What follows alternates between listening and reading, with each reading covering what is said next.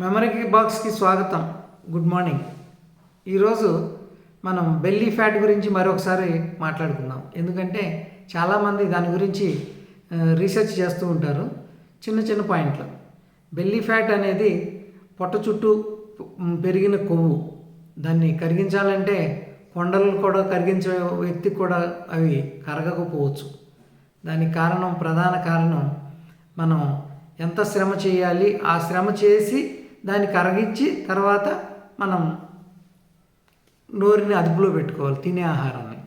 అంటే నువ్వు ఎంత శ్రమ చేస్తున్నావో మరలా నీకు సపోజ్ మీరు వర్కౌట్ చేశారు, వాకింగ్ చేశారు, రన్నింగ్ చేశారు, జిమ్ చేసిన తర్వాత ఏమవుతుంది, మరలా మీకు ఏమవుతుందంటే ఆకలిస్తుంది. ఆకలిస్తే తినాలి కదా.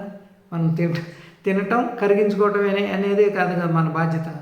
ఇక్కడ నాకు దొరికిన గత 20 సంవత్సరాల్లో జస్ట్ లేమ్యాన్ అంటే కామన్ మ్యాన్, ఏమీ తెలియని వ్యక్తి ఒక రీసెర్చ్ చేస్తే ఏం దొరికే విషయాలే మీకు చెప్తాను. ఒకటి, ఫస్ట్ పాయింట్, మనకి బెల్లీ ఫ్యాట్ కానీ అధిక ఊబకాయం కానీ ఎందుకు వస్తుందంటే మనలో హార్మోన్ ఇంబ్యాలెన్స్ అయినప్పుడు, బ్లడ్ తక్కువైనప్పుడు, థైరాయిడ్ పెరిగినప్పుడు, మానసికంగా మనం కుంగిపోతున్నప్పుడు, డిప్రెషన్ వచ్చినప్పుడు మనకి అధిక బరువు మన శరీరంలో పెరుగుతూ ఉంటుంది. ఇక్కడ అధికంగా కొంతమంది నిద్రపోతారు, దానివల్ల ఒళ్ళు పెరిగింది అనుకుంటారు. కొంతమందికి నిద్రే పట్టదు, అయినా కానీ ఒళ్ళు పెరుగుతారు. ఏంటంటే ఇంబ్యాలెన్స్, అంటే మన లైఫ్ స్టైల్ ఇంబ్యాలెన్స్ అయినప్పుడు మనం ఫైబర్ శాతం ఎక్కువ తీసుకోకుండా, ప్రోటీన్స్ ఇంబ్యాలెన్స్ ఇలా కాకుండా నీకు ఇష్టమైన ఆహారాన్నే తీసుకుంటూ, మందు ఎప్పుడూ చేదుగానే ఉంటుంది మందు. కాబట్టి తీయగా ఉండదు. నాకు తీపి అంటేనే ఇష్టం, నేను చేదు తాగను, చేదు తిన్ను అంటే కాదు. కాబట్టి బ్యాలెన్స్ ఫుడ్ ఏంటంటే తీపి, చేదు, పులుపు కలయికే బ్యాలెన్స్. ఆ ఫుడ్లో అన్నీ కలిపినప్పుడే మనకి సమతుల్యమైన ఆహారం దొరుకుద్ది. ఒక వ్యక్తి, ఒక చిన్న పిల్లడు ఫ్యాట్ బాగా ఒబెసిటీకి వెళ్ళిపోతున్నాడు అంటే వాళ్ళ తల్లిదండ్రుల యొక్క అవగాహన లోపం మాత్రమే.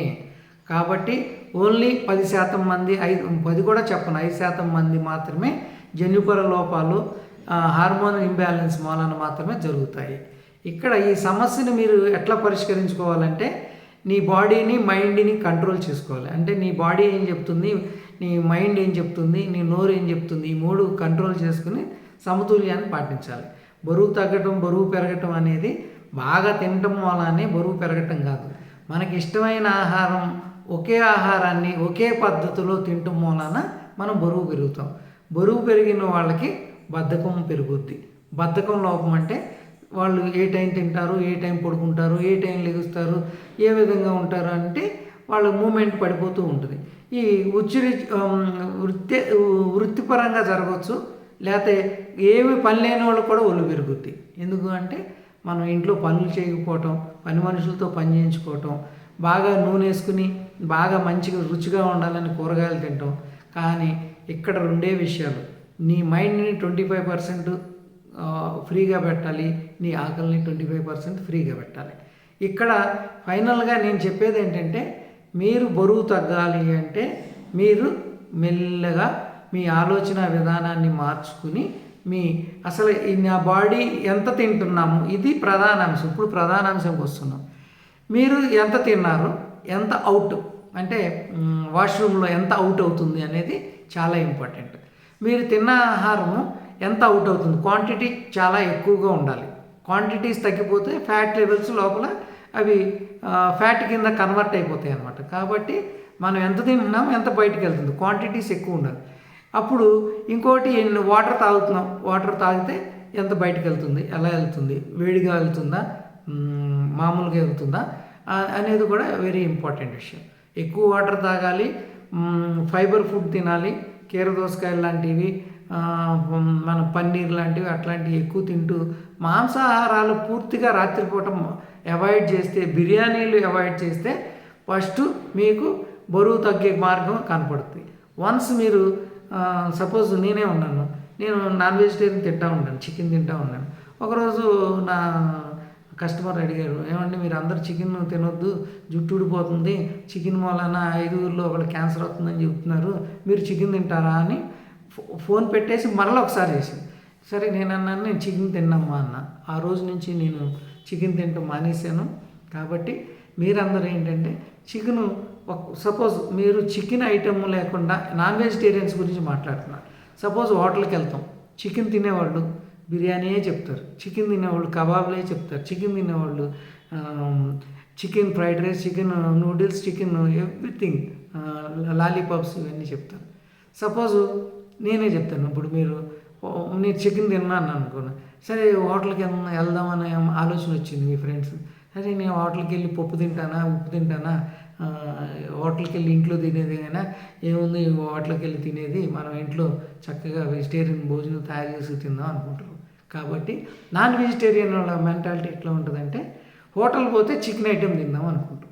ఆ విధంగా సపోజ్ మీరు అందరు కలిసి మీ ఫ్యామిలీ ఫంక్షన్కి వెళ్తారు.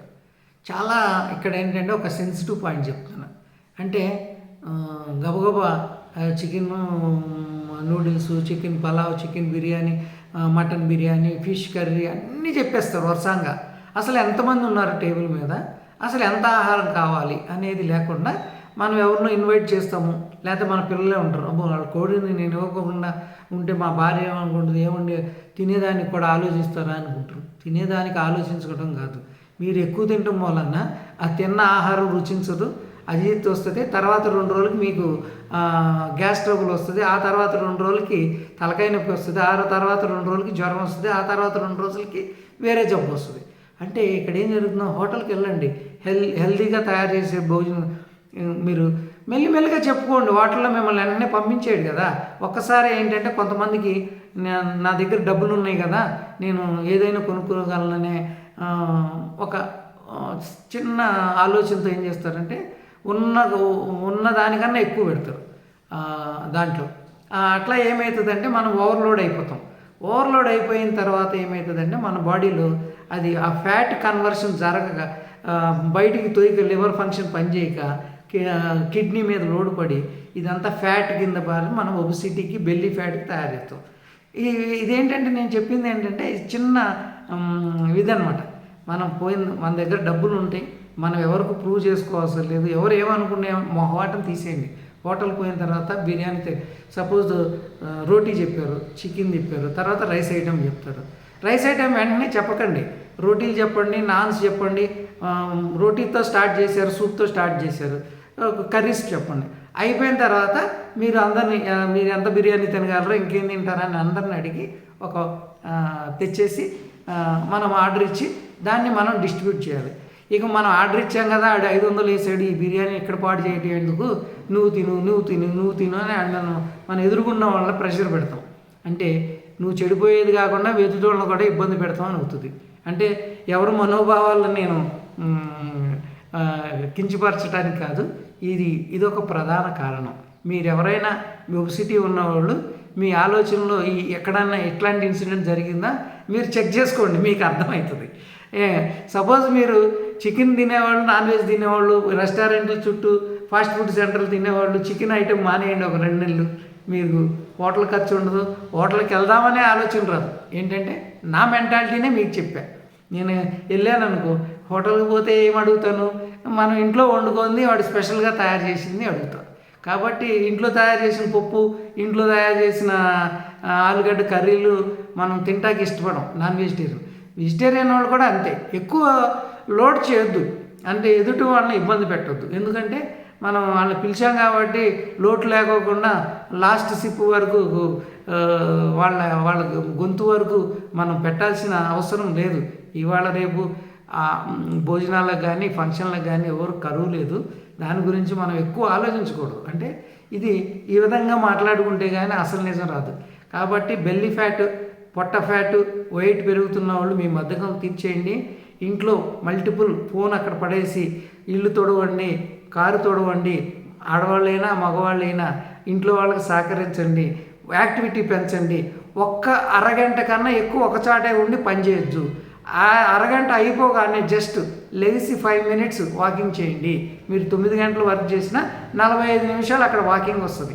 అంతేగాని నాకు టైం లేదు, నేను వాకింగ్ చేయలేను, పొద్దున్నే లెగవాలి, ఆఫీస్కి పోవాలి, మళ్ళీ శనివారం వచ్చంగానే అరే రామా ఇది శనివారం నాడు ఈ వారం అంతా నా మైండ్ అంతా ఫ్రెష్గా లేదు అనుకుంటాం. కాబట్టి ఫ్రెష్ ఎప్పటికప్పుడు రీజనరేట్ చేయాలి మన బాడీని, అప్పుడే మీకు ఫ్యాట్ పెరగకుండా. ఇంకొక విషయంతో మేము ముందుకు వస్తాను. JP sir signing off. మీకు నచ్చినట్టయితే షేర్ చేయండి, మీకు నచ్చినట్టయితే సబ్స్క్రైబ్ చేయండి. Thank you very much. నమస్తే.